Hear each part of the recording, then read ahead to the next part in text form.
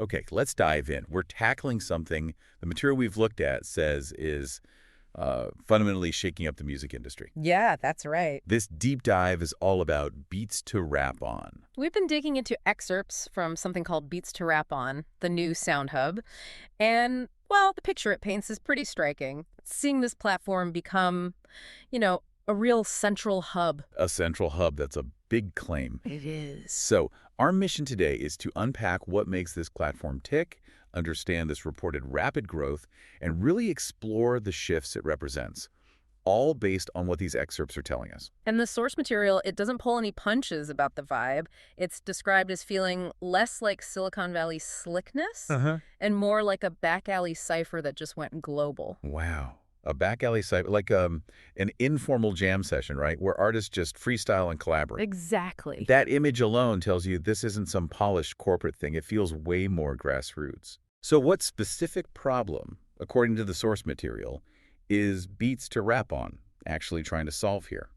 It really focuses on the traditional challenges, the ones independent artists and producers have always faced. The internet initially promised this great democratization. Right, yeah. Suddenly anyone could upload. The old gatekeepers seemed, well, gone. But as this source points out, that wasn't quite how it played out. New gatekeepers popped up, the platforms themselves, their algorithms, and the big players, the major labels, the established producers, they still held a lot of the power. So getting your music out there might have gotten easier, maybe. But getting the actual ingredients for great music, like finding really good beats, that was still tough. That's exactly it. The material really emphasizes how hard it was for indie artists to find, hot beats. Right. You need connections, or you needed luck, or frankly, you needed serious money. Access to those really good foundational tracks, it was expensive, exclusive, especially if you were trying to make it on your own. That makes total sense.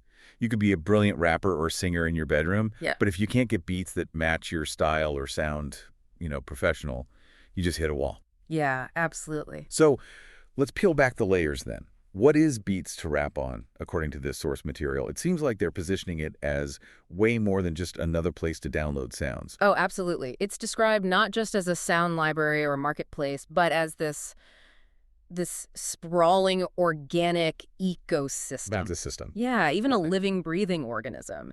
The text specifically says it feels less like a marketplace and more like a block party that never ends. A nonstop block party for sound. That's a really powerful image. Constant activity, collaboration. Exactly. And the material lists a whole range of genres and content thriving there. Hip-hop, trap, R&B, soul, rap, freestyle rap, Afrobeat, instrumentals, samples, even reggae. It's covering a huge sonic landscape. It is. It's presented as this really vibrant, active space, diverse sounds all coming together, interacting. Okay, so what is this organic ecosystem, this block party? What's the how? What's the core mechanism that makes it different? The thing that the source material calls audacious and utterly brilliant. Well, the brilliance, according to this text, is how it flips the whole model. The traditional beat making, beat buying, beat sharing thing, it turns it on its head. Yeah, so. It's not just about the transaction. It's about building a network, a community around the sound itself. Okay, and the source talks about a specific part of that network, this curators network. What's that about? This seems really critical based on the description. It's a group of people with, and this is a quote, actual ears. Actual ears, okay. Yeah, people who are actively sifting through the sheer volume of stuff uploaded every day. Their job is to flag the quality material, what the source calls the heat. So it's like a human filter. Yeah. Cutting through the noise. Precisely. You're not just lost in an endless sea of uploads. There are trusted guides pointing you towards the good stuff. And then there are features like Find Event and finding artists to perform at events. The material highlights these as ways to directly connect artists, the ones finding beats on the platform, with actual gigs, performance opportunities. Wow, that is huge. It's not just helping you make the music. Right. It's helping artists build a career with that music. That's the key distinction they emphasize. It's framed as blowing that old, often really opaque industry pipeline wide open, creating a direct path, as the text puts it, from the bedroom to the boardroom, from the obscure to the undeniable. It's about enabling careers, not just tracks. Building the career path right into the platform. Okay, now, technology gets mentioned too, specifically AI. But the material says the tech isn't, like, clunky.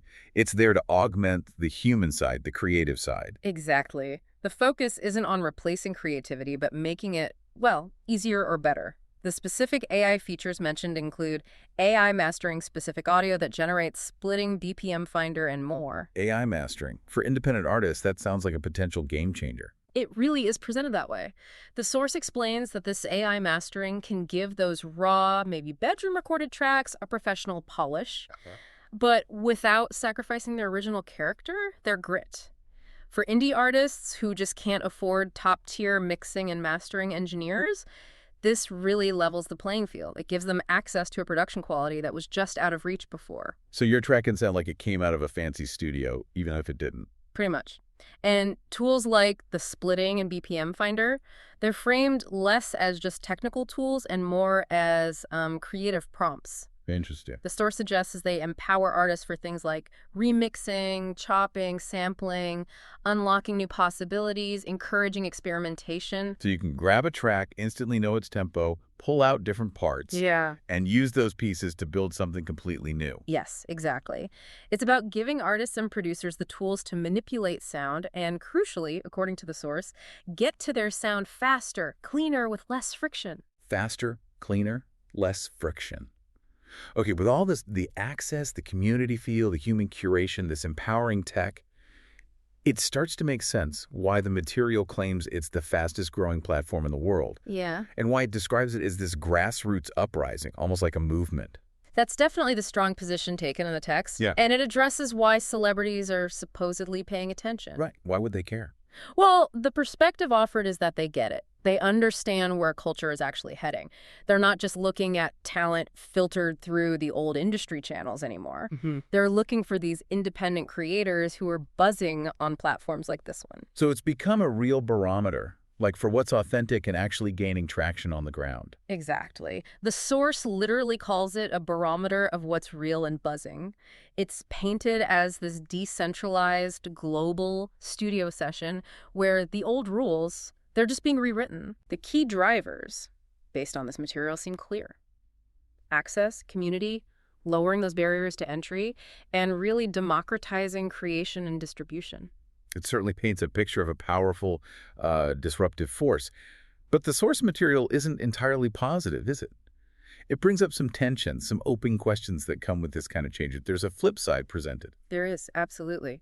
And these questions are pretty significant. They sort of hang over the platform's success, according to the text. Like, is this platform making things, well, too easy? That's a major one they raise. The source asks directly if this ease of access, this speed, if it sacrifices the painstaking craft that used to be so essential. You mean like deep crate digging for that perfect sample? Or spending hours tweaking a synth sound? Exactly. Is it prioritizing instant gratification over that dedication to craft? That's the question posed. So the convenience. Could it potentially be diluting the artistry, or maybe just the perceived effort involved? That's the tension highlighted. Another question the source brings up is about the AI mastering. Is it leading to a kind of homogenized sound? A bit soulless, maybe, if everyone's using a similar tool to polish their tracks? Right. If every track gets put through the same digital finishing school, does it start to lose its unique character? That's a definite concern that's mentioned. And the source also questions whether artists might start relying too heavily on algorithms. How so? Well, relying on either the platform's curation or the AI tools instead of, developing their own unique ears, their own instincts for what sounds good. If the platform always serves you up the heat, do you maybe lose the skill to find it or even create it yourself? It's a valid point raised in the text. And then there's just the sheer volume argument. Yeah. With so much material being created and shared constantly, the source wonders if this explosion of content could eventually just overwhelm everything. Could it actually bury genuine innovation instead of highlighting it? A massive signal-to-noise problem. Pretty much. And finally, the material brings up a really fundamental ethics question. With beats being so accessible and AI tools ready to split and generate audio, what happens to our basic concepts of ownership? Originality. The source asks, point blank, who truly owns the creative output? When so many hands, both human and artificial, are in the bot.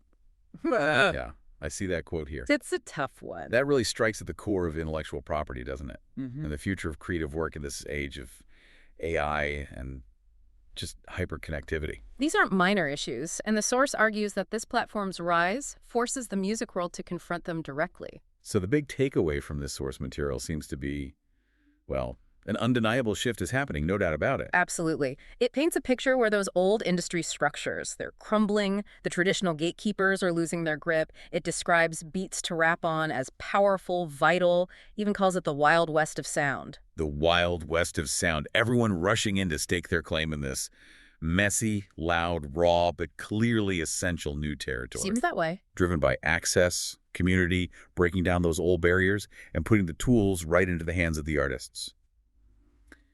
It's a movement, the source suggests, that the savvy players have to watch because it's showing where music culture is really headed. It's disruptive Yep. in the truest sense of the word. Right. And as this platform keeps growing, evolving, especially with that unique mix of, human curation, that strong community feel, and these increasingly powerful AI tools, it really makes you wonder, how might it fundamentally redefine not just how music gets made and shared, but maybe our very understanding of musical ownership and the value we place on the creative process itself? Something for you to think about.